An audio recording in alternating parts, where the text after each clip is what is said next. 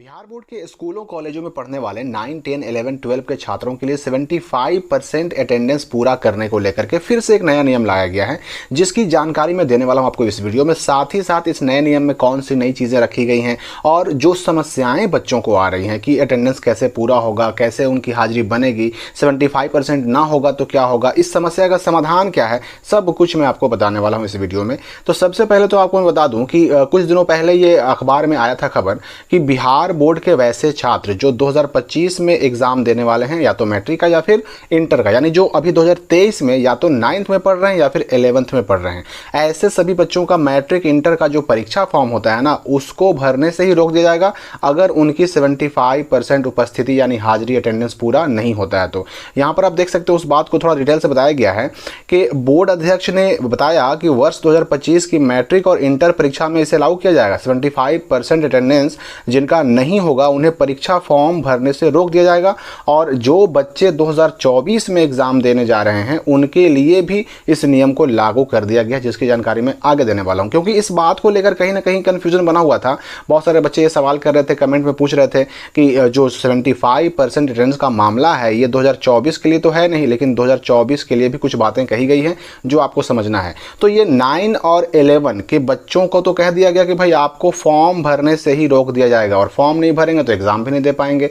इसके अलावा जो है अब जो 10 और 12 के पढ़ने वाले बच्चे हैं, यानी जिनको 2024 में या तो मैट्रिक का एग्जाम देना है या फिर इंटर का एग्जाम देना है, उनके लिए नियम क्या लगाया गया कि उनका जो है सेंटअप एग्जाम में वो शामिल ही तभी हो पाएंगे जब उनका 75% अटेंडेंस पूरा होगा।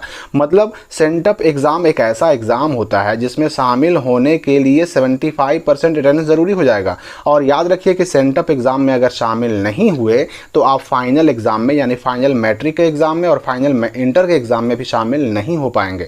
मतलब सेंटअप नहीं तो फाइनल एग्जाम भी नहीं दे पाएंगे। तो 24 वालों के लिए भी यहाँ पर यह रूल लगा दिया गया, और इस बारे में अखबार में भी खबर आ गई थी कि भाई 75% अटेंडेंस वाले ही इंटर और मैट्रिक के सेंटअप में शामिल होंगे। मतलब ये समझ लीजिए कि जो 10 के बच्चे हैं जिनको 2024 में मैट्रिक का एग्जाम देना है, और जो 2023 में 12 में पढ़ रहे हैं जिनको 2024 में इंटर का एग्जाम देना है, ऐसे बच्चों को 75% अटेंडेंस पूरा करना होगा तभी वो सेंटअप परीक्षा में शामिल हो पाएंगे। और सेंटअप परीक्षा इंटर का शुरू हो रहा है 30 अक्टूबर से, और 23 नवंबर से शुरू हो रहा है मैट्रिक का। इस सेंटअप परीक्षा में शामिल होना भी जरूरी होता है और इसमें पास होना भी जरूरी होता है, वरना अगर इसमें नहीं बैठते, अगर आप इसमें बैठने से चूक जाते हैं, चाहे वो 75% अटेंडेंस का ही मामला क्यों ना हो, अगर इसकी वजह से भी आपको रोक दिया गया तो फिर आप 2024 के फाइनल मैट्रिक इंटर एग्जाम में नहीं बैठ पाएंगे। अब जो नया जो एक लेटर 13 तारीख को आया उसमें क्या कहा गया है, देखिए उसमें फिर इस बात को स्पष्ट किया गया है कि वर्ष 2024 में जो इंटर की परीक्षा आयोजित होने वाली है उसके लिए जो बच्चे फॉर्म भर चुके हैं, एग्जामिनेशन फॉर्म भर चुके हैं, ऐसे बच्चों की उपस्थिति के संदर्भ में, और उसमें यह कहा जा रहा है कि राज्य के विद्यार्थियों का सतत निरीक्षण किया जा रहा है। निरीक्षण क्रम में यह भी देखा जा रहा है कि 2024 में जो मैट्रिक इंटर का एग्जाम होने वाला है उसमें शामिल होने के लिए जो बच्चे परीक्षा फॉर्म भर चुके हैं वे अपने विद्यालय में प्रेजेंट नहीं हो रहे हैं, नहीं आ रहे हैं, इसलिए उनके पठन पाठन पर और परीक्षा की तैयारी पर काफ़ी बुरा असर पड़ रहा है।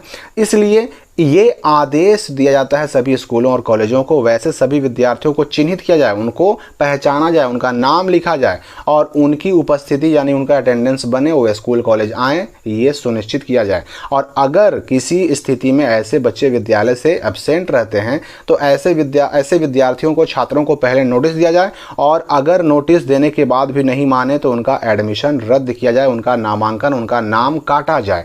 मतलब साफ आदेश दे दिया गया। और ऐसा नहीं ये सिर्फ इंटर के लिए ही कहा जा रहा है, मैट्रिक के लिए भी सेम आदेश आ चुका है कि भाई अगर फॉर्म भर चुके हैं बच्चे और अगर स्कूल कॉलेज नहीं आ रहे तो ऐसे बच्चों का नाम काट दिया जाए। ये तो हो गई समस्या। अब इसका समाधान क्या होगा? देखिए समाधान आपके स्कूल कॉलेज के पास है। आदेश भले ही आ चुका है, ये आदेश किसका है? कन्हैया प्रसाद श्रीवास्तव जो कि माध्यमिक शिक्षा के निदेशक हैं, उनका आदेश, और 13 अक्टूबर को आया है।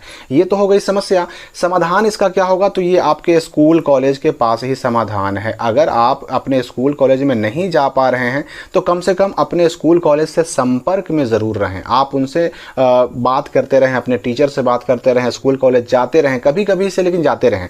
आपके साथ कोई समस्या नहीं होगी अगर कॉलेज और स्कूल आपका साथ देगा। यानी कि कार्रवाई, भले ही आदेश जो है कहीं से भी आ रहा है, लेकिन कार्रवाई किसको करना है? तो स्कूल और कॉलेज को ही कार्रवाई करना है। इसलिए स्कूल कॉलेज चाहे तो आपको बचा भी सकता है, स्कूल कॉलेज चाहे तो आपको आपका नाम काट भी सकता है। तो सारा कुछ डिपेंड किस पे करता है? आपके स्कूल कॉलेज पर। तो आप एग्जाम में नहीं बैठ पा रहे, आप अगर एब्सेंट रह जा रहे हैं, आप स्कूल कॉलेज नहीं जा रहे हैं, तो इस सारी समस्या का समाधान सिर्फ और सिर्फ आपका स्कूल और आपका कॉलेज ही कर सकता है। इसलिए स्कूल कॉलेज के टीचर से बात करें कि हाँ भाई हमारे साथ ये समस्या है, हमको अटेंडेंस पूरा करने की जो समस्या आ रही है उससे रोका जाए, हमको उसमें बाध्यता ना दी जाए, यानी कि हमको इस अटेंडेंस पूरा करने के लिए बाध्य ना किया जाए। अगर स्कूल कॉलेज वाले आपकी बात मान लेते हैं किसी तरह से तो फिर आपके साथ समस्या नहीं होगी। लेकिन अगर स्कूल कॉलेज ने आपकी समस्या का समाधान नहीं किया, अगर उन्होंने कार्रवाई शुरू कर दी तो नाम कटना तय है। तो इसलिए समस्या अगर है तो समाधान स्कूल कॉलेज के ही पास है और कोई कुछ भी नहीं कर सकता। जहां आपका नाम लिखाया गया है, जहां आपका एडमिशन है, वहीं सारी समस्याओं का समाधान होगा। तो इस अटेंडेंस के मामले पर लगातार जो है सख्ती बरती जा रही है। तो अगर आप कंफ्यूजन में हैं कि हम 24 में एग्जाम देने वाले हैं मैट्रिक इंटर का, तो हमारे साथ ऐसा नहीं होगा। तो याद रखिए कि ऐसे बच्चों के लिए भी कह दिया गया कि ऐसे बच्चों को पहले नोटिस दिया जाए और फिर उनका नाम काटा जाए। इसलिए इस बात से आप समझ लीजिए कि अटेंडेंस तो पूरा करना ही पड़ेगा। और अगर नहीं कर पा रहे हैं पूरा, 75% हाजिरी नहीं पूरा हो रहा है, तो अपने स्कूल कॉलेज से बात करें। इसके अलावा कोई डाउट हो, कोई सवाल हो मन में, तो कमेंट में पूछ सकते हैं। मिलते हैं अगली वीडियो में एक नई जानकारी के साथ।